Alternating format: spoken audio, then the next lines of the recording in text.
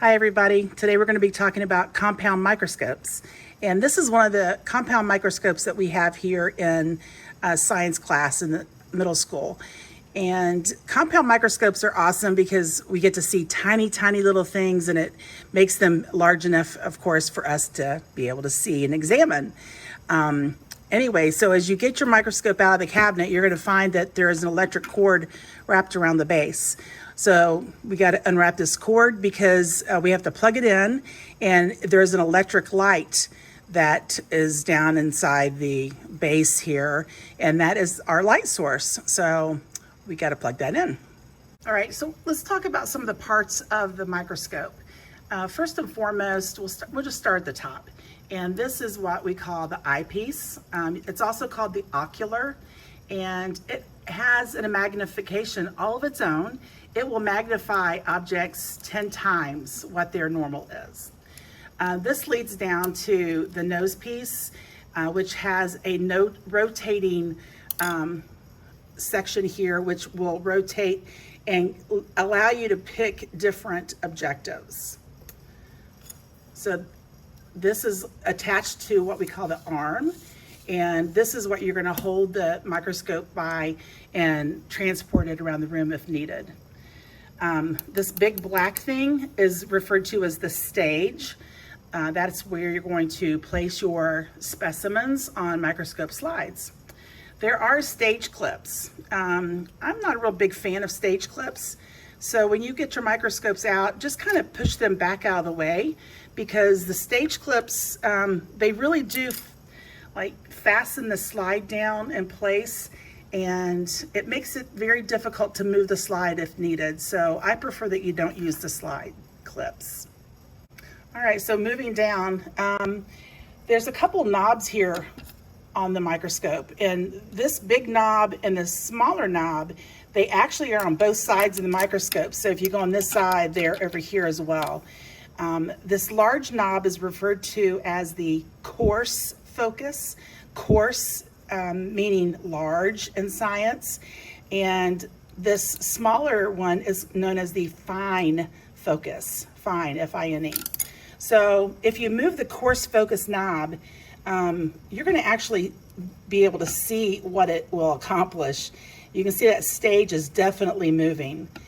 You will only use this coarse focus knob if you have the two lowest objectives in place, looking through those. I'll get to more of that in a few minutes. Just below the coarse focus knob, of course, we have the fine focus knob. And this fine adjustment is, let's show you here. If you move that, you're really not going to see the stage moving at all. And that's because the movement is going to be so slight. It's very little. When you're looking under the highest power objective, you're going to want to use that fine focus. It's really for just that fine tuning in the focus process. Now, just below the stage here, you see this round thing, and that is where the light source is going to come up from the bottom. Again, there's a light bulb down underneath here, which is our light source. But under the stage, you're going to see this little wheel here. The little wheel controls the amount of light that actually comes through the stage. You can change the amount of light by turning the wheel. It has 5 different holes in it so that you can select how much light is going to be coming through and hitting your specimen. When it does come through, it's going to come through the stage in this middle area here. There's a clean piece of glass here, which the light shines through and shines into your specimen. All right, let's talk about the objectives a little bit. There are 3 objectives on our microscopes. There is the red one, the yellow, and the blue. The red one is the smallest in length, and it will magnify objects 4 times what they are normally. So that is what we call the scanning objective. And if we move this rotating nose piece, you can almost hear it click into place, but that objective is 10x or 10 times magnification. And then if we want to go to the highest magnification, that is the blue, and that magnification is 40x, or 40 times. Now, as we think about it saying 4x, 10x, and 40x, and meaning that you have 4 times the magnification, 10 times the magnification, and 40 times the magnification, that's not exactly the whole story, because if we look at the eyepiece up here, it also says 10x. So the eyepiece alone is going to magnify that specimen 10 times its normal appearance. So in order to get the total magnification, you're going to multiply the strength of the eyepiece by the strength of the objective. So if you're looking at the scanning objective, it's 10 times 4. So you get 40 times the magnification. The yellow objective will give you 100 times the magnification. And then of course, if you're using the high power objective, you've got the 10 eyepiece times the 40 objective, and that's going to give you 400 times the magnification of your specimen. All right, to turn the microscope on, it's pretty simple. There is a little switch down here at the base, and you just go down and flip it on, and immediately you'll see the light source that comes on. Before you put a microscope slide on the stage to examine a specimen, you want to make sure that the objective that's pointing downwards here that you're going to be using first is the 4x objective. That's going to give the most room for moving the slide in and out.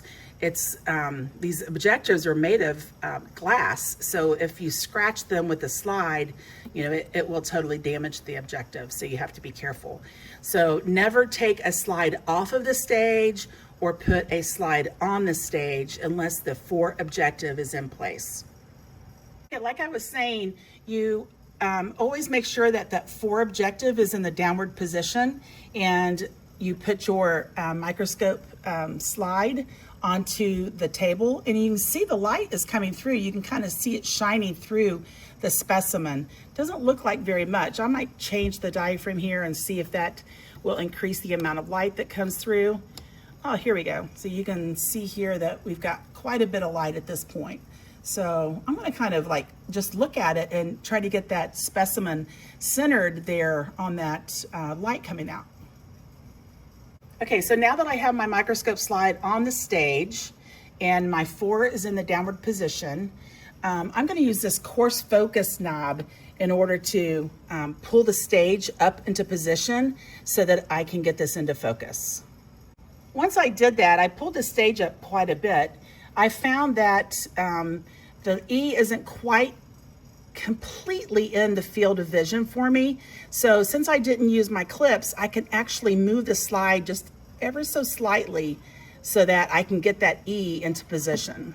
Now that the E is in position, I'm going to use this fine focus knob to make sure that what I'm seeing is as clear as possible.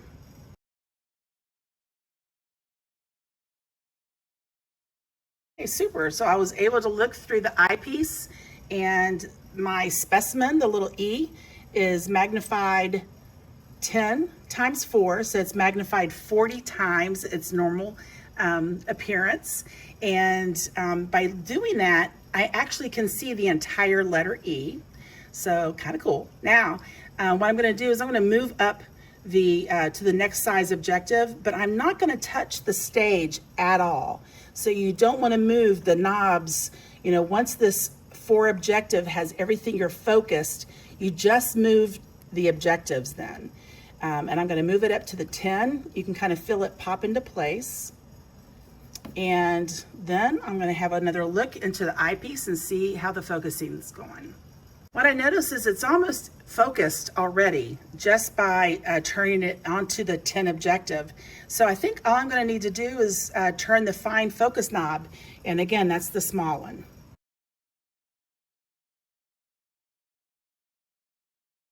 Now, as I look at that, I can tell that the E is definitely more, it's closer, it seems like, and that's because it's not magnified 40 times, it's magnified 100 times. So I'm not able to see the entire E by looking at it through the microscope at this point. So what's going to happen if we go up to the 40 objective? Now, the stage is set, right? There's a little bit of a space between the lens and the slide. So what I'm going to do is I'm going to go ahead and I'm not going to touch anything that has to do with moving the stage. So hands off the coarse focus and the fine focus. And again, I'm just going to move this into place. And if that's done correctly, the space between the slide and the objective is going to be pretty small. All right, as I look at that specimen, as I looked at the E, it's pretty blurry. So I need to use one of the focus knobs. So here's the deal. You guys all saw the stage moving, you know, a lot if I use the coarse focus. If I use that coarse focus, I take the chance that the slide itself could ram into the objective, which could break the objective. So we want to protect that lens. So what we're going to do is we're only going to use this fine focus when we have that 40x objective in position. We only use the fine focus. So I'm going to do that and see if I can get the E completely clear.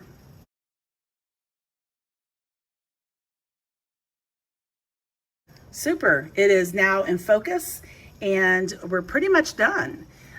During this whole process, as you use the microscope, you will be making sketches of your specimen along the way, and you'll be documenting basically the different views that you're going to get by looking at that specimen under the scanning power, the low power, and the high power. Remember, the biggest rule is don't use the coarse knob if the 40x is in position. Now, if I want to change and look at something else, I need to take the slide off the stage. Well, here's the thing. If you're going to do that, you need to put this 4x back in position, because then you have much more space that you're able to use in moving that slide and not damage the objective. So now I can very safely take that slide off, put it to the side, and we're ready to make another wet mount of something else.